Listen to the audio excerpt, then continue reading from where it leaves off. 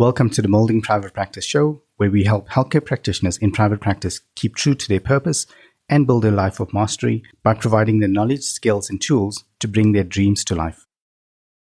In this episode of the show, we speak to Annaleen Joubert about being a dietitian and everything private practice management related. Annaleen Joubert, welcome to the show. So we're really glad to have you on board. Thank you. Thanks for having me. The pleasure is all ours. And talking about, how you became a dietitian and private practice and all that good stuff. And I'm always excited to hear about the stories because it's always unique. And but there's always some similarities, which I'm hoping in this episode we cover as well.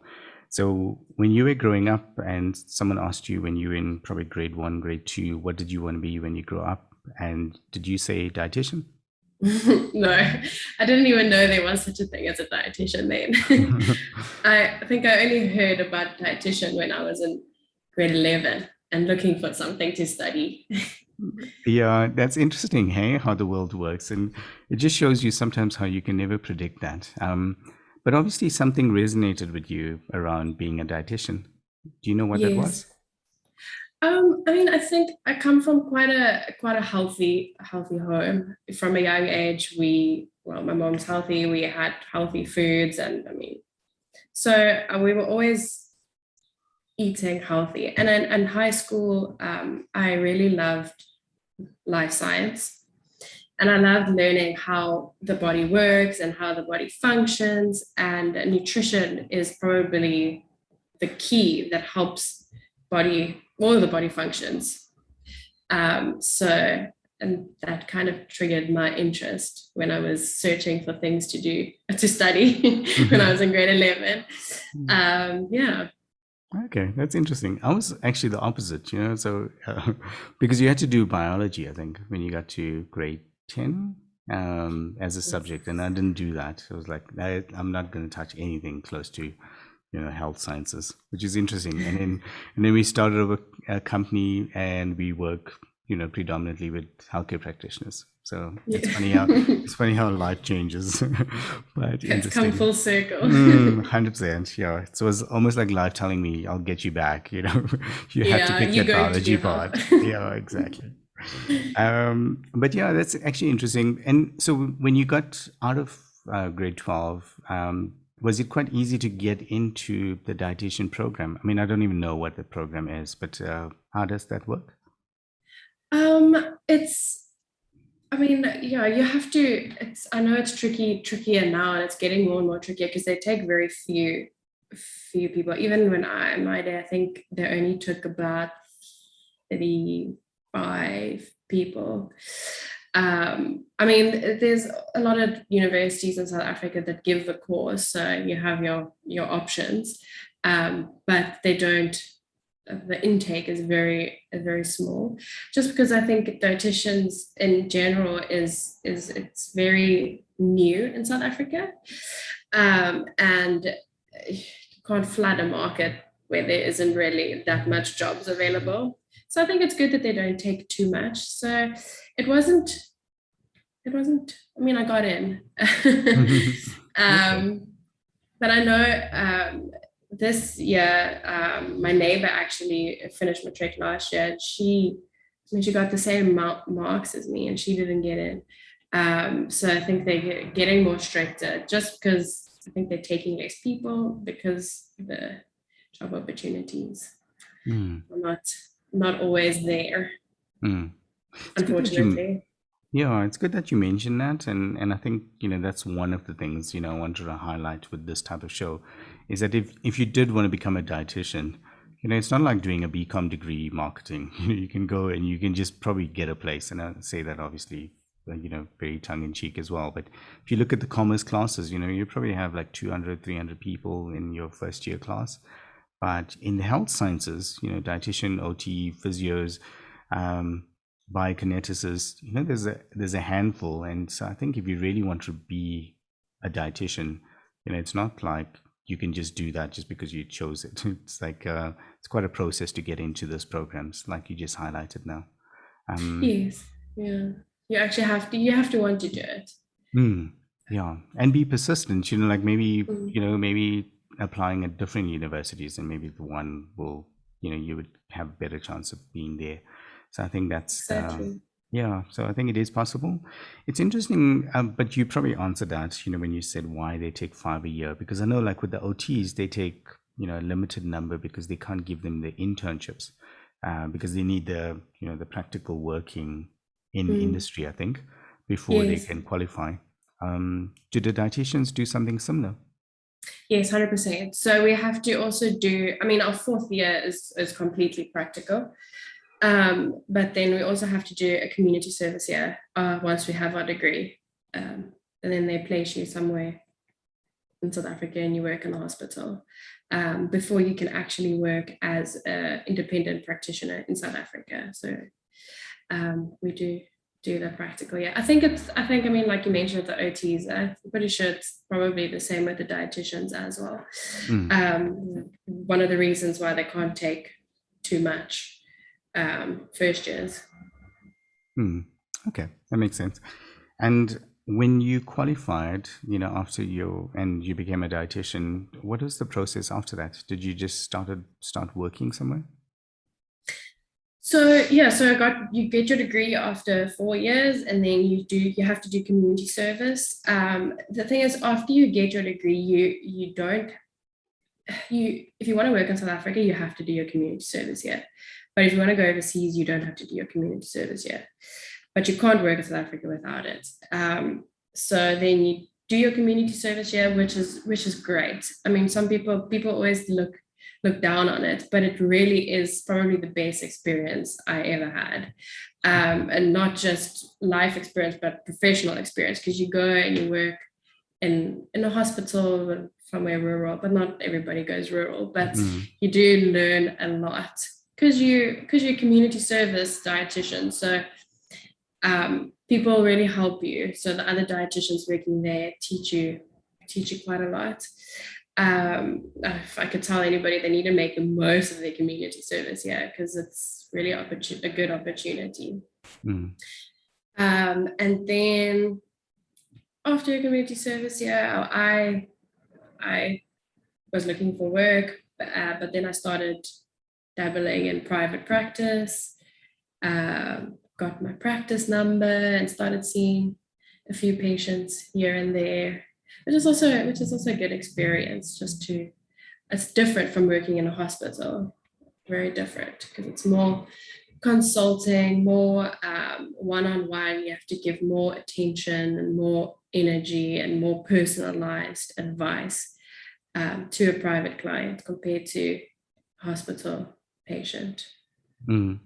I'm glad you said that about community service, and that kind of came, I was talking at the beginning of the episode about these trends, and that's something that came up, which I thought wouldn't be the case, but it's like in community service. Well, the one practitioner said, I got a job, I'm getting paid, which I thought is quite an optimistic, way of looking at it.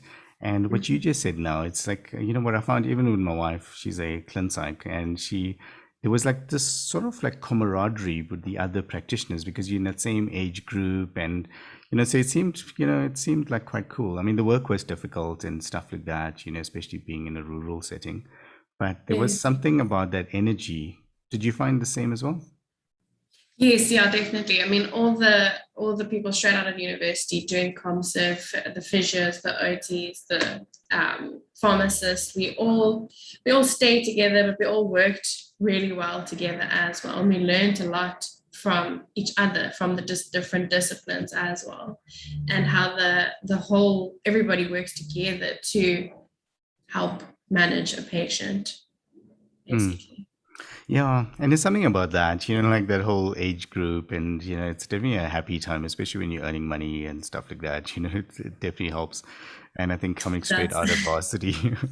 But yeah, I'm glad. But I remember when I met with Ingrid, my wife and her colleagues at that time. It was definitely, I got that same vibe, like where everyone is just happy to be there and happy to have that friend group and stuff like that. which was Exactly. The nice. support as well. Yeah. Support each other. Yeah. And it is great. Like you said, you're straight out of varsity, not being a student, not earning any money, and then you have a nice salary, which also makes quite a big difference. Yeah, I like that. And then if we go past that, I mean, obviously that was a great time. But the one thing I noticed with dietitians, which is actually really cool, is that you actually have the option for corporate jobs as well. I know one or two dietitians that actually work in corporate. Was that an option for you? Or, I mean, when you left ComServe, what were the options that you were considering?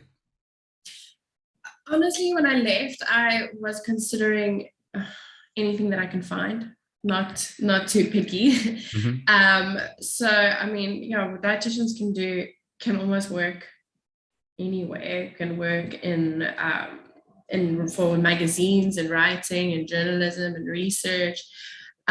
Corporate, I haven't really ever considered doing corporate. I know they do like um, wellness programs and things for corporate. Well, but I'm not 100% sure exactly what they do. But I know it's an option. But I like working with people that need my help. I don't know if that makes sense. Like It I would does. like working one-on-one with somebody. Not, I mean, you can work in a big group, but I like that one-on-one personal time. Mm. Yeah, and I think it goes with the whole, the reason you became a healthcare practitioner as well is about that serving part. And I think when you can see someone across the table from you, and it's making a difference and stuff like that, that must be very rewarding It is, to do. yeah. Yeah. Yes, it's definitely very motivating. I think it's the thing that keeps all the dietitians motivated, makes us work hard when we see that. Yeah. The other thing I noticed, and this is more from my, corporate time when I used to do lots of meetings, and, thankfully I don't do that anymore. But it's like you have to be connected. It's not like, when you're at your desk and you can like check emails and check your phone. But when the client is right in front of you, I mean, it's, you're completely connected in that moment. Is that what you find as Exactly. well? And I think that's what they find as well. Yes, definitely. I mean, that was probably one of my biggest challenges in lockdown.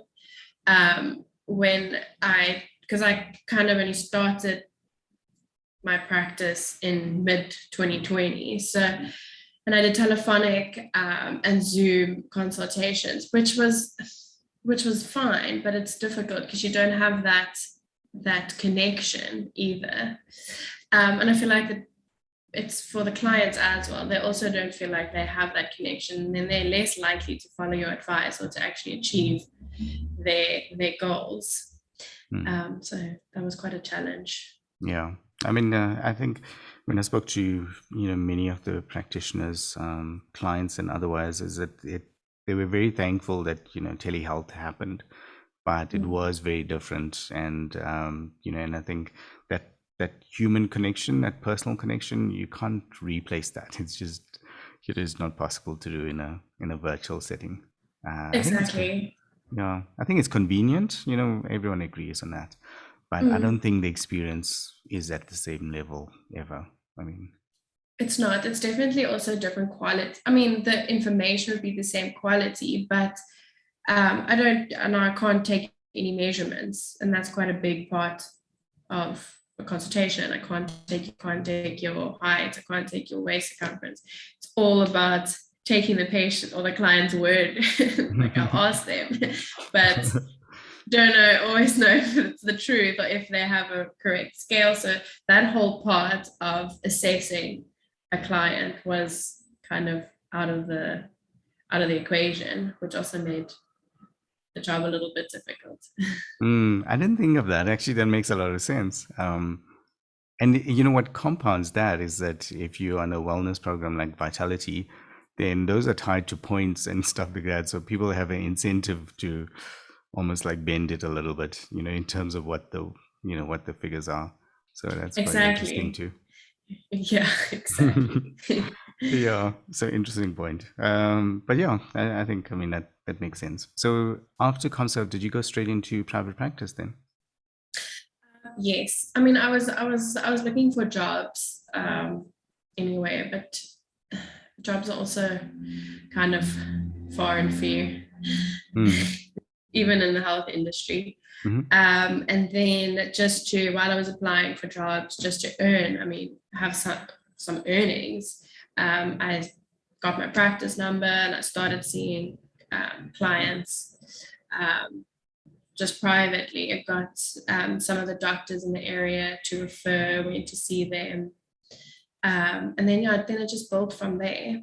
I did, because my ComServe I did in the Northern Cape, and then I stayed there another year and I started doing private there for another year. And then, but it was such a small town, and the pay or the client numbers and the need for private dietitian wasn't really there. So Mm. I came back to Cape Town, and then that's when I started. Yeah. Mm. And did you start working in a center? How's your current setup now? Yes, yeah. So I started working in one, like a health center, where there was a GP, and there's a dentist and a physio. Yeah, it's just us, and then me. And I started working there, and it was nice. It was busy. The GP was very good at referring, and also, I mean, I think the main thing is you have to market yourself, not just rely on the one GP to refer. So I went to all the doctors in the area, and then now currently I'm in two centers. So I've expanded last year a little bit. So I'm in the one center that I started at once a week, and then I'm in another center 3 days a week. Okay. Yeah. Yeah, I could never understand that, when I first started seeing like how specialists do this, and it just didn't make any sense for me. But now it's like clear as day, why you would do that.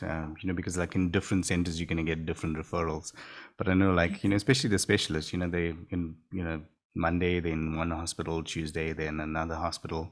And I thought that was actually quite weird. But now, as you said as well, it makes complete sense. Different referral networks, different people, different all of those things, different patients maybe. Exactly. And I mean, you need to fill up your time. If you're at a practice where it's not busy, or area where it's not that busy, then sitting there 5 days a week from 9 to 5, it's just gonna waste your time as well. Mm, So then it's good to manage it. One day a week, maybe at the busier practice, you're there a little bit more. mm. But it's also, yeah, you market yourself, and then, I mean, if more people know about you, the better. No, agreed. And I'm glad you figured that out as well, because I mean, like with my wife, when our little girl was, well, when Ingrid was pregnant with her, then we decided we're going to move practice to home. And it turned out that wasn't the best decision. It was weird. It worked for that time, but there's something about that energy of being with other practitioners and being in a center and all of those things. It just makes, private practice a lot more easier. And I think when she moved out into her own center again, I think it kind of helped. And I think there's a certain amount of time that you need just to build up that name and that client base and stuff like that. And then maybe you can move wherever, and then it's okay. Exactly. No, 100%. I mean, it doesn't happen overnight. I mean, starting your own practice is not the easiest thing, and you're not going to be successful from the get-go. It definitely takes time Mm. and a lot of effort. Yeah, we had a episode with a practitioner in New Zealand. It was actually our first international one, and he was actually saying, in New Zealand, you almost like you tie into the feeder networks, whereas in South Africa, it's like, and we always said this for years now. We said like when you start private practice, it's like starting a business. Whereas in New Zealand, it seemed not to be the case. You almost like tie into these clinics and they just automatically refer to you, which I thought is pretty cool. That would be how Yeah. you start private practice.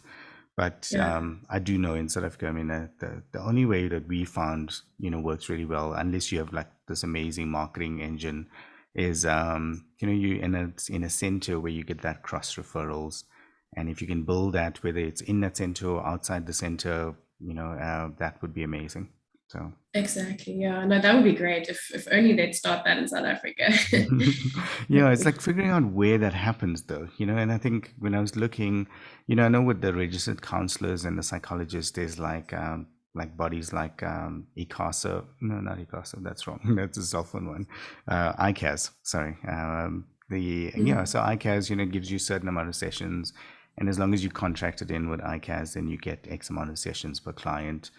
But I haven't found that with other practitioners, Mm. how that works. And I think there's, if you can find that, that would be amazing. Yeah, I Um, don't think there's something like that for dietitians. I know, I mean, with medical aids, but then you have to be a diabetic or have to have high cholesterol. Then you mm, have qualify for a certain amount of sessions mm, um, each year, but that's only with the medical aids, really. mm. So private practice, was that quite easy? Easier than ComServe and studying? No, no. I think, I mean, probably, no, I don't even think easier than studying. Private practice is difficult, just in the aspect of having to learn a lot. Because at varsity, you learn how to be a dietitian, you learn the theory, you learn how to treat a patient. But we don't go into the details of how to start your own practice. And there's a lot that I didn't know, and there's a lot that I had to learn from the billing and the codes and the how to get contracted to medical aid and all of those kinds of things. Also, I mean, now with a new Poppy Act and all of those things, you had to also be on top of all the paperwork, and the admin is probably the hardest thing. Seeing the Mm. patient is obviously probably the easiest thing. Mm. But I mean, I had help in the beginning because I didn't even know where to start. So I just talked to other private practice dietitians that kind of pointed me in the right direction with regards to how to get contracted to medical aids and how to get my practice number, just with the easy beginning stuff. Yeah, so that That's was helpful. okay. I'm glad you mentioned that, because I mean that seems to be the trend with everyone that we spoke to, with a few exceptions, was there was always someone or maybe more than one person that helped them through that. They were like these, these guiding forces. Did you find that? So it Mm. was like one mentor or one resource that was like amazing that you just found. Yes, I mean, I just reached out to a dietitian in Okay. the area that I stayed in, and then she was very, very helpful in just telling me exactly what channels to follow and what to do, which was great. And I feel like now I've also helped people that have asked Hmm. me, so passing it on. No, I love that, and that's also one of the reasons for doing these episodes, and for anyone considering becoming a healthcare practitioner, is there seems to be, like we spoke about in ComServe, that camaraderie. There definitely seems to be some of that camaraderie, in private practice. There also is sometimes, I mean, like the dark side of it is there's sometimes a competitive part, but Mm. normally I find, if you ask for help, especially if you're starting out, people seem to work with that, whether they call that supervision or otherwise, but at least you do have some help. Whereas I think if Yes. you're going to start like a plumbing business or an electrician, I don't know who would you go find help from, and Yeah, I think true. that's the silver lining, it seems. Yes, no, definitely. I mean, there's definitely competition. I mean, even the dietitian that helped me, the second thing she helped me, but the second thing she told me is that this area doesn't need another dietitian. So it's the competition is definitely also there, but luckily I didn't work in that area. So Yeah, it's funny how that works, eh? And I'm a mm, firm believer. It's actually one of our values, is like the whole abundance thing. And I think I'm a firm believer that there's enough for everyone. You don't have to mm, fight, for it. When I say fight, I mean obviously not fight, but like you don't have to quarrel over it. And I think it's sometimes like a different way of looking at it, because I mean, as you said, I mean, diabetes is on the up. I mean, one of the things that there's enough work, around that, but you put Exactly. enough smart people in a room to try to figure out how do you get busier, that's what you're going to do. Um, and I think with healthcare practitioners, it's time-based as well. I mean, like even if you had 300 sessions to do in a month, you're not going to do it because you can't. And I think that's the part that I think most people, don't realize is you don't need, thousands of clients or hundreds of clients. You just need a certain amount, whatever that amount is, based on your lifestyle and stuff like that, in order to have a strong, private practice. Exactly. No, I'm exactly. glad There's you only mentioned it. there's only that much hours in a day. So Yeah, I mean, yeah. And the ones that have really strong practices, even many of the practitioners that we had on the show already, you'll see they're very pinpointed about what they want to do and who they want to work with and what are the special areas of interest that they want to work with. And even if someone came through, I've had a few that mentioned, they would just refer on. And I think that's the part that sometimes gets lost, and maybe that's where the competitive stuff comes in, because it's people don't tell you this, because you always think it's like all cool and good and stuff like that, but when you do experience that, it seems like, well, that's weird. Why is that happening? And for me, it's yes, not just being dietitian. It's like dietitian specializing in what area. And I think, exactly. hmm, and I Exactly. think But I there's think definitely that cross. yes, that also comes with the specializing, comes with with working, and it comes with time. It doesn't, I think if you go straight into starting your private practice, I was like that in the beginning as well. I did just took well, took anybody. I still can, but I mean, there's obviously certain areas that I am better at than other areas. Hmm. And I've also referred or known when I know I'm not very clued up in this area, or I'm not the best in this area. There's somebody else that's better. Then you refer. Hmm. And I think that's, I mean, it bodes well for the patient as well. I think patients notice that, patients, and I think they would respect you a lot, for that. That's just my personal opinion. I know, like with our little boy, when he was doing speech therapy, and there was someone, and she's a client, but but at that time, we just started working with her, and I remember she got to a certain stage, and she said, I can't do any more with him, but I definitely recommend this person. And even now, I mean, we get on really well, but and it's many, many years later, but it's like I haven't forgotten that. It's like it's amazing, because she could have easily gone, maybe another year, 2 years, whatever. Um, but Yeah, yeah, she didn't, which is amazing. yes, that's good. But I think that makes, if it's a good health practitioner that does that, that knows their limit, Mm. what they can do. So I have to ask that question, because we're talking about the challenges and stuff like that of private practice.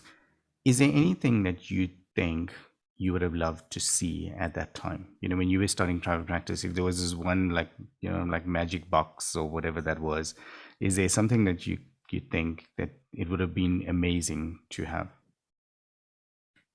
I would have loved to have like a manual that tells you exactly what to do and how to do it. Mm. Just with regards to the business side Mm. of a practice, not necessarily the actual nutrition side. Um, because that was, I mean, I feel like I definitely lost some money, and it took a long time to actually know what to do and how to do it correctly. Mm. So that would have been amazing. Mm. Just with all the aspects, how to do correct budgeting, how to do the marketing, how to do I don't know, all the admin paperwork stuff. Yeah. Okay. Cool. I think that came up as well. I mean, and we used to present at these CPD-based courses, and I think one of them I present, actually more than one, was practice management, core workshops. And even then, what I found was it was actually pretty lightweight around what actually happens in a private practice. So they would speak about legal. They would say, you need all your contracts in place, but they would never speak about what contracts those are, the ones that I attended anyway. And they would speak about tax and financials, but it never explained, like, how would you role play this? How would it work? Like in the first year, how would it work in the second year? So I think there's definitely an opportunity there, maybe to do that better. Someone else mentioned is like almost like one portal or one like website where you just go and you got all of the resources, and that would be amazing. Like where do you go register for Discovery? What are the medical aids in South Africa, because there's about 90 plus of those. What are the administrators? What are the email addresses? What are the telephone numbers? So something like that would be amazing. That would be amazing. Yeah, the other one I noticed, and these are the two big points I noticed with practitioners, and maybe you can collaborate the story, but billing comes up like massive. Like, that seems to be the number one issue. Closely coupled by, closely followed by CPD. Like for some reason, getting CPD points, audits, the whole thing is like the next biggest thing. Do you find the same? Or did you find the same? Yes, I definitely did. I mean, luckily now with the CPD, they've changed it now, so you basically everybody gets audited every year. So because you have to upload it as you do it to the HPCSA. So I feel like that helps, because then the stress is off. Then you just know, okay, you have to get your CPD every year anyways. But when they changed it, I had to really rush to get, because you don't always have the time. And then some of these CPD things are very expensive as well. You don't always have the money either. You do get the free ones, but the ones that are a good, decent amount of points, it's usually quite expensive. And with regards to the billing, that's still a major issue. Is it? Well, an issue. I feel like I'm getting there slowly but surely. But just with the medical aids, continuously they're changing what they cover and what they don't cover. And especially with dietetics, I think some of the medical aids are very, very strict. They don't always see obesity or hypertension as a reason to come see a dietitian. And then it comes out of the patient's savings, and then the patient is angry with me because I just took their savings. So in that aspect, it's challenging. Yeah, like in the last 3 years, we never had this before that, but the whole PMB stuff, so just understanding PMBs, like what can you claim for, what can't you claim for, all of those things, is quite tricky. And I find like just sometimes like you could already have a PMB, but the medical aids choose to not pay it out of PMB, they pay it out of savings, like you said. And just that whole friction around it, with clients then getting upset about it. Yes, it really is. And there's no way that they tell you that if you want to claim for this, and it's for it to be PMB, you have to fill in this form, or you have to do this, or you have to talk to this person. There's no way that they tell you that. So I've had quite a couple of people that afterwards they tell me, the medical aid said that I had to fill in this form. After I've billed and after I've seen it. And then it's also more of my time to go and fill out this form and to reverse the claim and to resubmit the claim. And so it's quite a learning curve. No, definitely.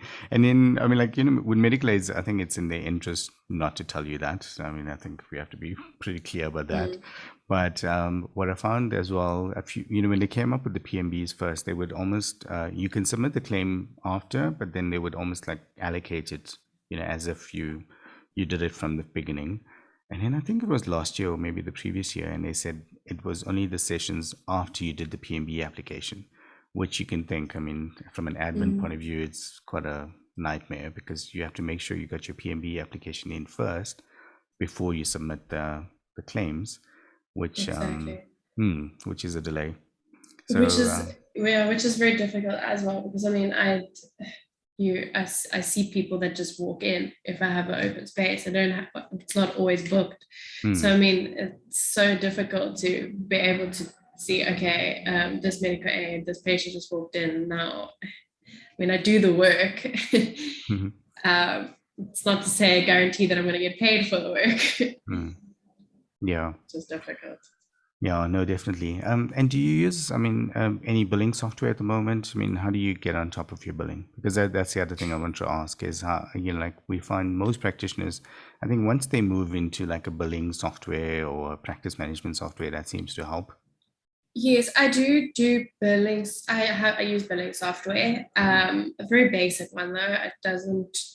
It sends the invoices and things billing to the medical aids, and then it also tells me at least in real time if it's accepted, Okay. or rejected or paid partially. But it's also not 100%, because I've also had, then it said accepted and then claims don't get paid at the end of the month. Yeah. Okay. But it definitely helps. It makes life a little easier Yeah. at the end of So the I day. find there's the before moment, where practitioners try to do this on their own and however they do that, on documents or whatever. And then when they actually get the software, but the software is not cheap as well. Like I think when you're starting out, like it could be, a few $100s. And I think it doesn't sound that bad in most cases, but I mean, I think if you're not making revenue in your private practice, that's a big thing just from a commitment. And one of the suggestions was like maybe if there was a way that you could almost like not pay, like almost have like a discounted or a sliding scale of for the software.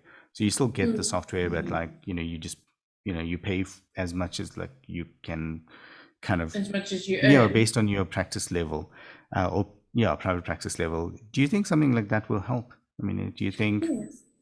it's I almost like mean, helping the practitioners? yes, I mean, I have a very, my but software that I use is I just pay per claim.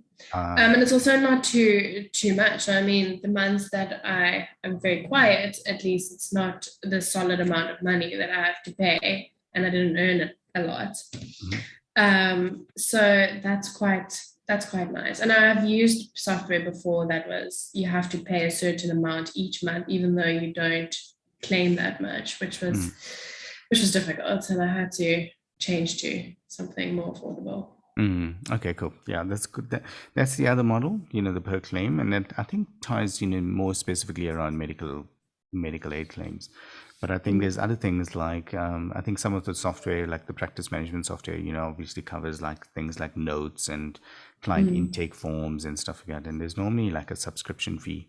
And Yes. with us, we were trying to figure out, how would we almost change the model to be more supportive, especially in those earlier years. And if we can come up with a model, where it's almost like a ramp up slowly, that might work. So it's kind of testing out the idea. Yeah, that would be great. I mean, I don't use my software for that. I only use it for billing. Okay. But that would be amazing if you could start off small, and then as you progress, you can pay a little bit more.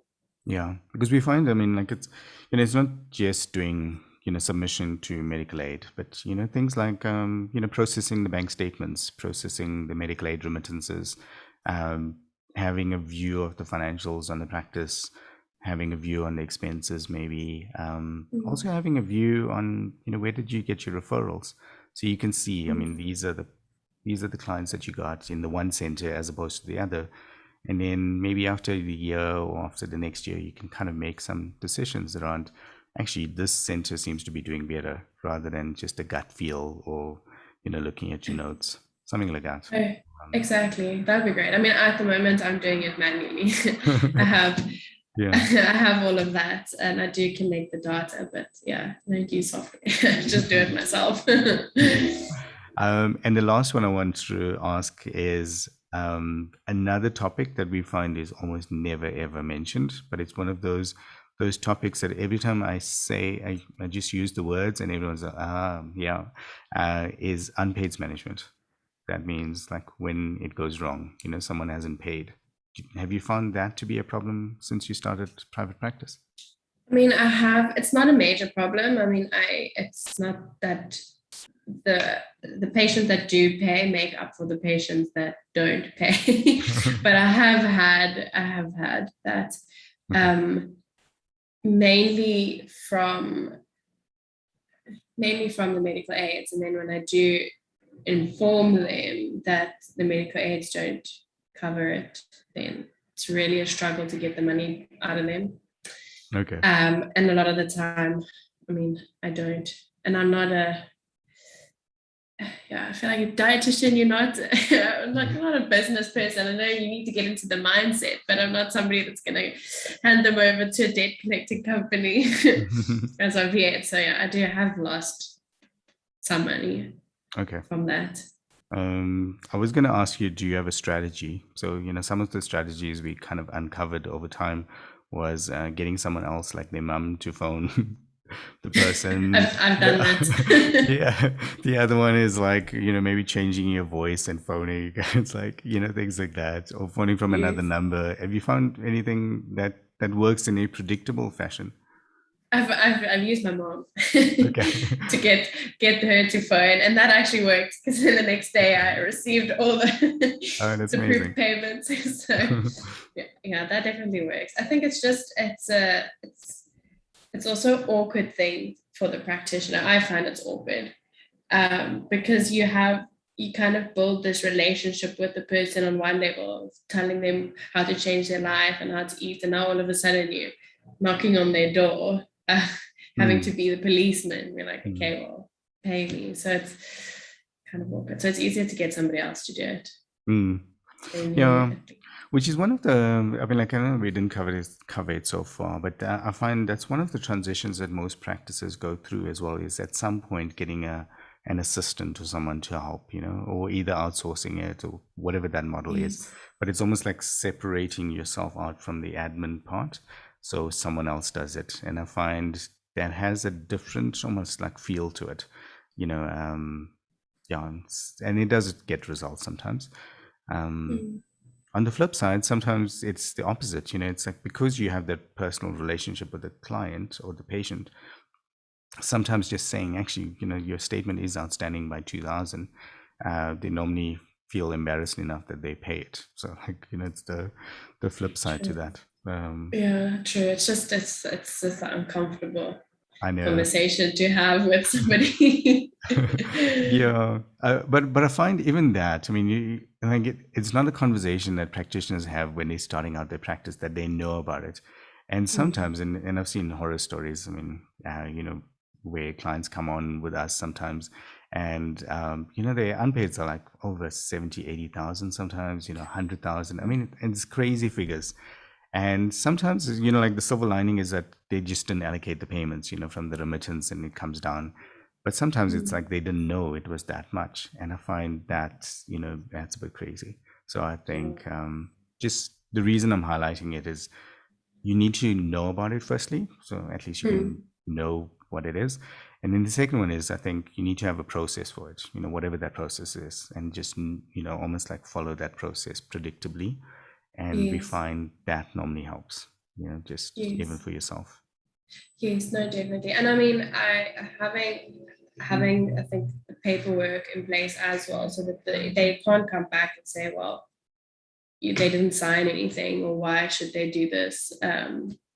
So I mean, I have that on my current, well, my intake sheet, that Mm, it's like a clause that says it's your responsibility to know what your medical aid covers, and if your medical aid doesn't pay for it, the responsibility will fall on you to pay for it. mm, Um, so yeah, I've at least gotten that in there now, just to mm, cover myself a little bit better as well. mm. Okay, cool. That was it. I mean, is there anything around, being a dietitian, or around private practice, that you think, we should have asked you, that would be beneficial to the conversation? Around private practice, I think, if somebody had to tell me anything, the main thing is, if you want to start your own practice, really, really put a lot and everything into it, because it's not. That's something that I didn't do in the beginning. It was something that I just did too, so that I can earn some money while I was looking for a job. And if I think back now, if I had put in as much effort as I'm putting into now back then I would have been a lot further already, and my practice would have been a lot bigger. So put everything into it in the beginning. Learn as much as you can. Join Facebook groups.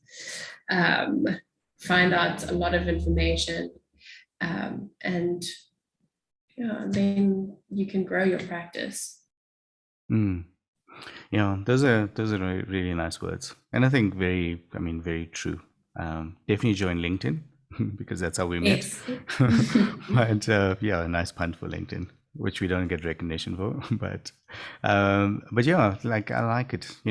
Give it your full effort, and I think hopefully by having the episodes like this as well, you know what's possible and what's not possible, and I think that's the other key thing.